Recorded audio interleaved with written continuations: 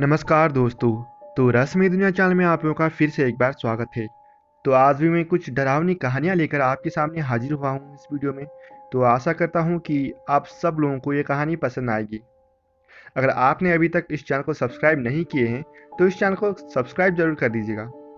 तो आइए शुरू करते हैं पहली कहानी से। मैं एक IT कंपनी में काम करता हूँ। कभी कभी काम करते हुए काफ़ी देर रात भी हो जाती है और देश भर में कुछ ऑफिस ऐसे भी हैं जहां पहुंचने में थोड़ी परेशानी भी होती है। 2-3 रात पहले की बात है। मैं अपने साथ ही काम करने वाले एक लड़के के साथ ब्रेक में स्मोक करने के लिए निकला। उस समय हम ऐसे ही कुछ बातें कर रहे थे और कुछ बेकार चुटकुलों पर हंस रहे थे। थोड़ी देर बाद मैंने स्पष्ट रूप से मेरे पीछे किसी की चलने की आवाज़ सुनी। सूखे पत्तों पर चलने जिस तरह की ध्वनि होती है उसी तरह की आवाज़ मैंने सुनी। मैं सुनिश्चित करने के लिए कोई मेरे पीछे है, मैं पलट कर पीछे देखा लेकिन वहाँ कोई भी नहीं था। एक और सहज प्रतिक्रिया देते हुए मैंने कहा, क्या था ये? जिस पर मेरे सहकर्मी ने जवाब दिया कि उसने भी एक बच्चे को देखा है। हमने सोचा, एक बच्चा 1 बजे हमारे ऑफिस परिसर में क्या कर रहा था? लगभग तुरंत मुझे वे कहानियां याद आ गई जो मैंने तब सुना था जब मैं लगभग 2 साल पहले इस ऑफिस में आया था। कुछ लोगों ने परिसर में एक बच्चे को देखने की और कभी-कभी एक बच्चे की रोने की आवाज़ भी सुनने की बात कही थी। समय के साथ मैंने इस ऑफिस गॉसिप पे ध्यान देना बंद कर दिया था क्योंकि मैंने एक ही जैसी कहानी कई कर्मचारियों से सुनी थी। मेरा सहयोगी इस बात से थोड़ा परेशान लग रहा था और इसीलिए मैंने ये कहते हुए उसे भरोसा दिलाने की कोशिश की कि हो सकता है कि लाइट के रिफ्लेक्शन के कारण तुम्हें कोई बच्चा दिख रहा हो। मैंने ऐसा उसको इसलिए कहा क्योंकि वो दिल का मरीज है और उस समय वो थोड़ा डरा हुआ भी था। हमने अपना सिगरेट और कॉफ़ी समाप्त कर लिया और वापस अपने डेस्क पर चले गए। लगभग 1 घंटे के बाद हमने घर जाने का फैसला किया और घर के लिए रवाना हो गए। आम तौर पर मैं अपनी कार से अपने ऑफिस तक जाता हूँ, लेकिन मौसम सुहाना होने के कारण आज मैं बाइक से आया था। मैं पार्किंग में रखी अपनी मोटरसाइकिल के पास पहुंचा और उसे स्टार्ट करने वाला था कि तभी मैंने लगभग 10 फीट दूर खड़े एक बच्चे की स्पष्ट रूप से आकृति देखी। इसे लाइट का रिफ्लेक्शन मानते हुए मैंने करीब जाकर खुद से देखने का फैसला किया। आश्चर्य की बात यह थी कि उस परछाई में मैं एक लड़के का स्पष्ट रूप से आकृति देख सकता था। मैंने उस समय उससे बात करने के बारे में सोचा, लेकिन फिर इस विचार को जाने दिया। इसके बजाय मैंने मन में ही एक छोटी सी प्रार्थना की और परेशान आत्मा के शांति के लिए दुआ मांगी। जैसे ही मेरा प्रार्थना पूरी हुई, वो रूपरेखा वहां से गायब हो गई। मैं घर चला गया और सोचा कि अगर मैं फिर से उस बच्चे की परछाई को देखूंगा तो मैं उसकी किसी भी तरह की मदद कर पाऊंगा तो जरूर करूंगा। तो दोस्तों, आपको ये पहली कहानी कैसी लगी? तो आइए चलते हैं दूसरी कहानी की तरफ। मेरा नाम प्रखर है और मैं जयपुर राजस्थान का रहने वाला हूँ। मैं 19 साल का हूँ। जो अनुभव मैं आप सबको सुनाने जा रहा हूँ वो कुछ ऐसी है जो 1992 में मेरे पिताजी के साथ हुआ था, जब मैं पैदा भी नहीं हुआ था। मेरे पिताजी अक्सर हमें इसके बारे में बताते हैं। मेरी माँ और पिताजी ने 1990 में शादी कर ली और ये 1 साल बाद का अनुभव है। ये पूरी तरह से सच्ची घटना है, कुछ भी नकली नहीं है। मेरे मामा की शादी थी और मम्मी पापा और परिवार के बाकी सदस्य शादी में शामिल होने के लिए बरेली यूपी गए हुए थे। रात के समय जब समारोह चल रहा था, मेरे पिताजी अचानक बीमार महसूस करने लगे और आराम करने के लिए नाना के क्वार्टर में चले गए, जो सेना द्वारा उन्हें दिया हुआ था। क्वार्टर आर्मी छावनी क्षेत्र में स्थित था। वहाँ आसपास आबादी बहुत कम थी और मेन सिटी से थोड़ा बाहर था। वैसे भी मेरे पिताजी रात में लगभग 8 बजे के करीब आराम करने गए थे और वहाँ जाके वो सो गए। फिर रात 10 बजे उन्होंने थोड़ा बेहतर महसूस किया तो शादी समारोह में वापस जाने का फैसला किया। अब आगे जो हुआ वो पूरी तरह से आश्चर्यजनक है, क्योंकि क्वार्टर से विवाह स्थल की दूरी ज़्यादा नहीं थी और मेरे पिताजी थोड़ा बेहतर महसूस कर रहे थे। उन्होंने पैदल दूरी तय करने का फैसला किया। जैसे कि मैंने आपको बताया था, छावनी के आसपास का इलाका कम आबादी वाला था और शादी के कार्यक्रम स्थल तक जाने वाला रास्ता भी थोड़ा सुनसान था। मेरे पिताजी ने लगभग आधे रास्ते को कवर किया होगा, तभी स्ट्रीट लाइट्स बंद हो गए। ये एक पावर कट था, इसीलिए सभी स्ट्रीट लाइट्स एक साथ बंद हो गए और अचानक ही वहां घनघोर अंधेरा हो गया। फिर भी मेरे पिताजी ने चलना जारी रखा। उन्होंने मुश्किल से 100 मीटर की दूरी तय की होगी कि तभी एक जीप वहां आकर रुकी। इसमें दो लोग आगे सीट पर बैठे थे। ड्राइवर ने मेरे पिताजी के आंखों में देखे बिना उनसे पूछा कि क्या वो विवाह स्थल तक जाने के लिए लिफ्ट लेना चाहेंगे। मेरे पिताजी को यह सुनकर आश्चर्य हुआ कि उन्हें कैसे पता कि मुझे कहाँ जाना है, लेकिन उन्हें लगा कि हो सकता है कि ये लोग मेरे मामा घर को जाने वाले हो, इसलिए पूछ रहे हैं। इसीलिए मेरे पिताजी ने उन लोगों के साथ जाने को राजी हो गए। तो समारोह स्थल अभी भी लगभग 2 किलोमीटर से अधिक दूर था।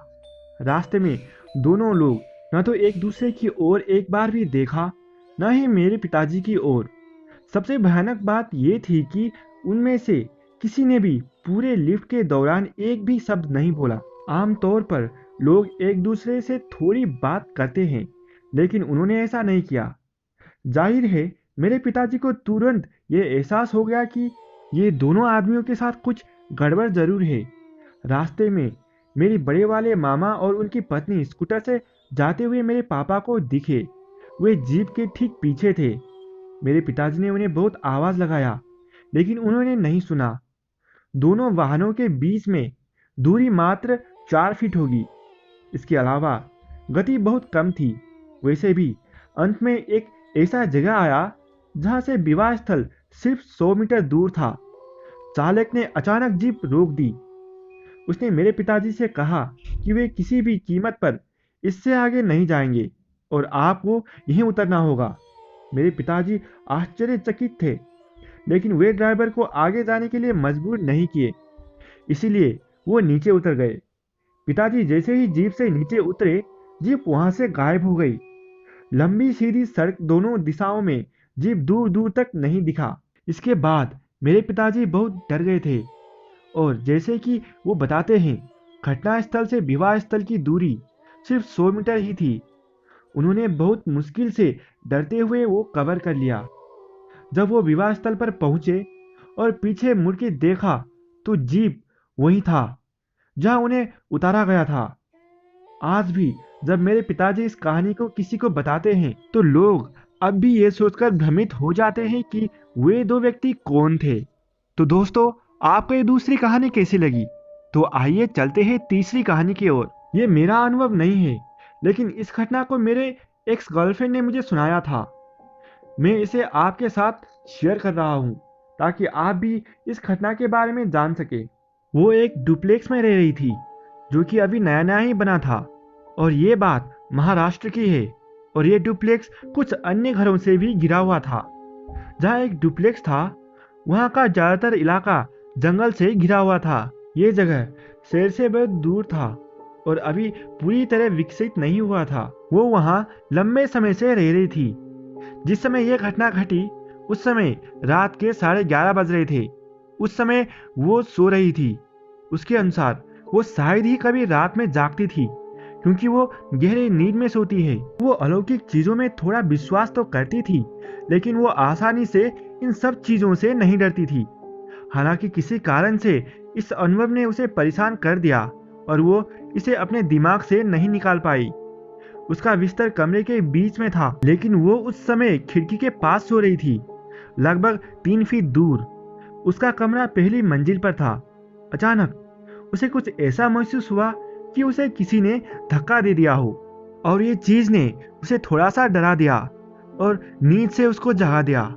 जैसे ही वो देखने के लिए उठी कि उसके साथ क्या हुआ है, वो दंग रह गई और अपने आप पर विश्वास नहीं कर पा रही थी। नीचे किसी व्यक्ति की सूखे पत्तों पर चलने की बहुत हल्की आवाज आ रही थी। वो साफ साफ देख पा रही थी कि उसके घर की ओर धीरे धीरे चलकर काले कपड़े पहनकर एक लंबा आदमी आ रहा था, और उसके चेहरे का कलर हल्का ग्रे था। उसके चेहरे में कोई खास विशेषता नहीं थी, जैसे कि वो एक पुरुष, महिला या कुछ और हो। वो प्राणी अपना चेहरा लगातार बदल रहा था। वो चिल्लाना चाह रही थी, लेकिन चिल्ला नहीं सकी क्योंकि उसके मुंह से कोई आवाज ही नहीं निकल रही थी और ना ही वो हिल सकती थी। ऐसा लग रहा था जैसे कि वो प्राणी उसे अपने वश में कर लिया है। तभी उस प्राणी ने अपनी बाहें खोली, जिसमें अजीब तरह की 3 उंगलियां थी और ऐसा लग रहा था जैसे वह प्राणी उसे नीचे आने के लिए आमंत्रित कर रही हो। वो प्राणी उसे बुलाने की कोशिश कर रहा था। मेरी दोस्त के अनुसार उसे उस समय उस प्राणी के पास आने का तीव्र मन था। उसने तुरंत ही अपना गणेश जी का लॉकेट को पकड़ लिया, जिसे वो तब पहनती थी। तभी अचानक उसने स्टील के सीट को जोर से फर्श पर गिरने की आवाज सुनी। ऐसा लग रहा था कि घर के छत पर रखा मोटा स्टील नीचे गिर गया हो। वो देखने के लिए खिड़की की ओर भागी, लेकिन नीचे कुछ भी नहीं था और वो भयानक जीव भी वहां से गायब हो गया था। घटना के वक्त वो पूरी तरह से जाग रही थी, लेकिन उसके माता पिता और यहाँ तक कि मैंने भी उसे विश्वास दिलाया कि ये उसका एक सपना था। कुछ महीनों बाद उसने उत्साह के साथ मुझे फोन किया और बोला कि मैं गलत था। उसके अनुसार वो अकेली नहीं थी जिसने घर में उस लंबे आदमी की परछाई को देखी थी, बल्कि उसका भाई और उसकी भाभी ने भी उसे देखा था। तो दोस्तों, आपको ये कहानियाँ कैसी लगी? अगर आपको ये कहानियाँ अच्छी लगी हैं तो इस वीडियो को लाइक ज़रूर कर दीजिएगा और साथ ही साथ इस वीडियो को अपने व्हाट्सएप फेसबुक ग्रुप में जहाँ कहीं भी हो शेयर ज़रूर कर दीजिएगा, ताकि सभी लोग ये कहानी का आनंद उठा सके। तो अभी तक आपने इस चैनल को सब्सक्राइब नहीं किए हैं तो इस चैनल को सब्सक्राइब ज़रूर कर दीजिएगा, ताकि ऐसे ही कहानियाँ आपको रोज़ मिलता ही रहे और ऐसे ही कहानियाँ आप लोगों के लिए मैं रोज़ लाता ही रहूँगा। तो आज के लिए इस वीडियो में इतना ही। धन्यवाद।